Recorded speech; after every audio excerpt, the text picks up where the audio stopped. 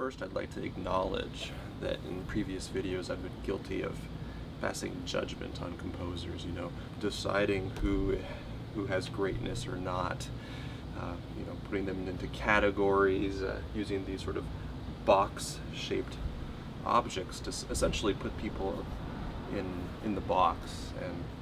But what better composer than Claude Debussy to encourage me to think outside of the box today?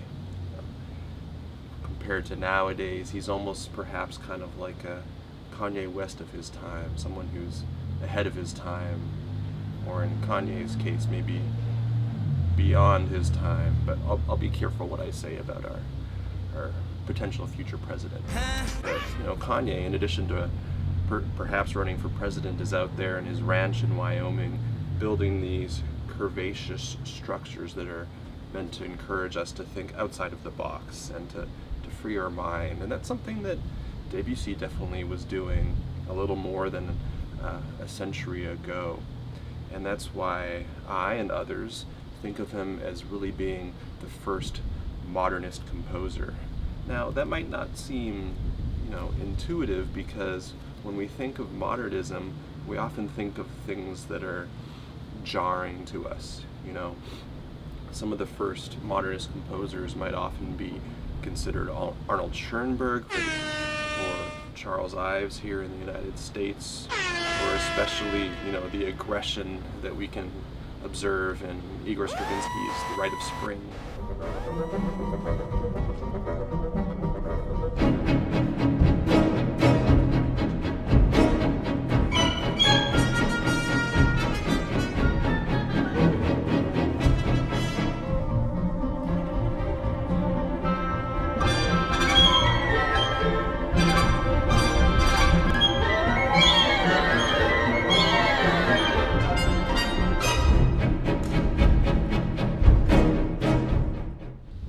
Modernism isn't just a style or an aesthetic.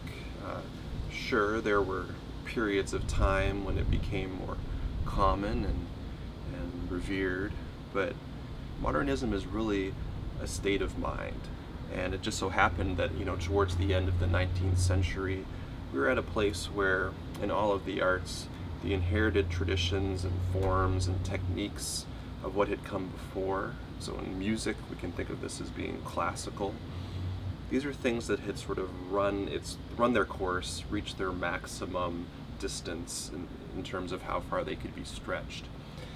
So modernism is just a breaking away from those traditions, sort of a reframing of thinking about what your medium or your art form can accomplish.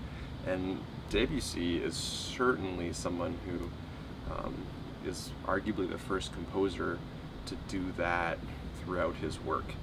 Honestly, for Debussy, he was in extraordinary circumstances that he was able to benefit from. Certainly he had the interest and the desire to move beyond the status quo, and he was very persistent and patient in developing his craft. But he was also put in circumstances that inspired him and that sort of showed to him what he could do with music, even from birth. His parents were active in the commune in Paris. So he's uncomfortable when he attends the Paris Conservatoire because his teachers there are very conservative. Like, when he is writing his graduation pieces, and even when he goes off and is a winner of the Rome Prize, the compositions that he has to write are sort of these large-scale orchestral plus choir oratorios. So it's not just a very sort of strict genre, but it's also one that at this point is very old, especially for someone who thinks like the symphony is no longer necessarily a relevant genre. It's just a few years later that he has the opportunity to see and hear a production of Tristan and Isolde, Wagner's, one of his great operas. And this has a very profound influence on Debussy and on many others too. We keep talking about Wagner in like every video. So in 1889, Debussy is a resident of Paris, and he's just fortunate enough that this is the time when the expedition universelle happens at Paris. The Eiffel Tower is built for this So you have the opportunity to take an elevator up to the landing deck of the Eiffel Tower. All sorts of things that were never before thought to be possible are unveiled at this expo.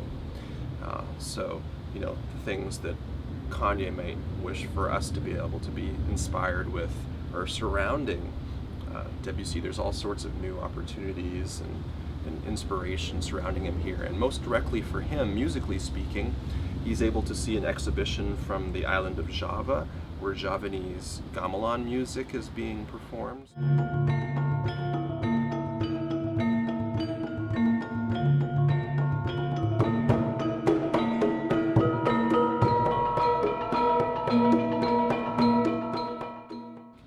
He is able to see Nikolai Rimsky-Korsakov come from Russia and conduct concerts of Russian music. His concerts, not just of Rimsky-Korsakov's recent masterpieces like Capriccio Espagnol, but he's conducting other pieces as well by representatives of the mighty five Russian composers. And Rimsky-Korsakov, although it's Debussy who is often recognized for new techniques in music, such as using an octatonic scale where you're alternating half steps and whole steps, or a whole tone scale where all of your notes are spaced apart by a whole step, as evident in his wonderful piano piece Wall, where all of the pitches and the harmonies are built on whole tones.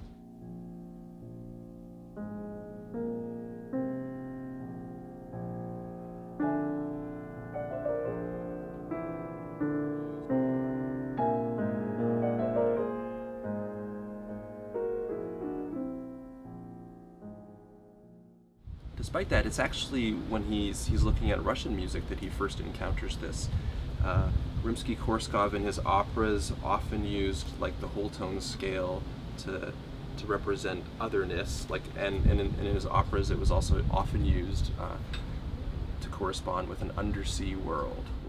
So Debussy is able to benefit from all of these amazing things happening around him in Paris in the 1880s, all of these other new musics. But in addition to that, he's also able to take inspiration from other artists that are flourishing there in Paris, as well as composers have done throughout history. If they're stuck in their trajectory, they might look to other artists or writers for some inspiration. And at this time, Stéphane Mallarmé is already a veteran, experienced, and renowned poet in France. And, for young Debussy, he's able to just hang out with the guy there. So he takes inspiration for this breakthrough orchestral piece of his from the poet Mallarmé, who wrote the poem The Afternoon of a Faun, which Debussy is going to write a prelude for. Debussy is definitely an interesting thinker because he has all these great quotes about music, and one of them that I think that is particularly relevant for this piece is his desire to emancipate music from the tyranny of the bar line.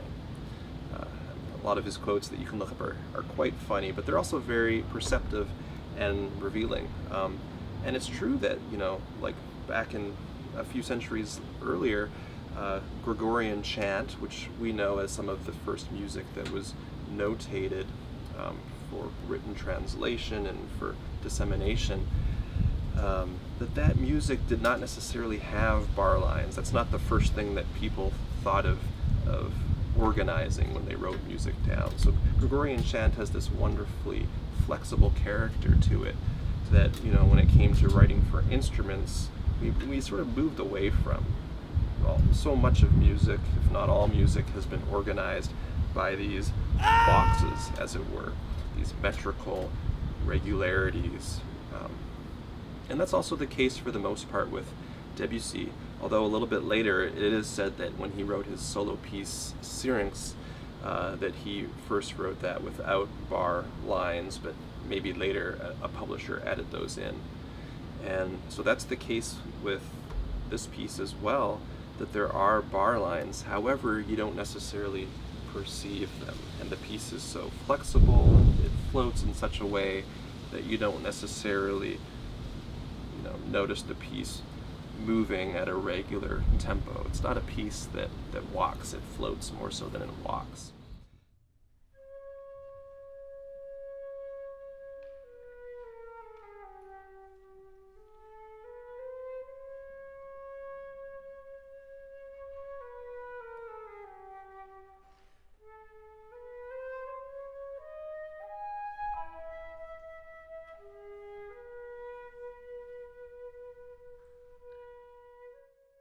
So Debussy is often referred to kind of lazily as an impressionist composer, and he hated that term, and I support him with it because, well, I mean, like Claude Monet, the painter, wonderful painter, was born 22 years before Debussy, so they're not necessarily contemporaries, and maybe the occasional piece of Debussy's has direct parallels to the Impressionists, in that maybe like for the clouds movement of his piece, Nocturnes, he's giving the impression of the clouds just passing through the sky and sort of a timelessness. But with most of his pieces, he's interested in other things, and like the wonderful composer and conductor of the last century, Pierre Boulez, recognizes Debussy's piece Je, for example, as being one of the most influential modernist pieces of the 20th century, because in that piece, Debussy's idea is to take sort of a musical cell and to have it continuously evolve sort of on its own terms and its own, according to its own curiosities and whims. So there's not really anything that's so sort of backward looking or tied to the past about that. It's very much moving forwards. In terms of the visual arts, Debussy was actually more interested in the American painter Whistler and his series of nocturnes paintings that could correspond somewhat to his musical nocturnes. In terms of France, I think that a contemporary of his was probably more accurately Henri Matisse. And Matisse, like Debussy, is somebody who, like Picasso, is doing many sort of technical innovations into the early 20th century, but like Debussy, a lot of his work is very beautiful, very accessible, and it's sort of a more gentle side of innovation. The innovation doesn't have to be jarring or only angular.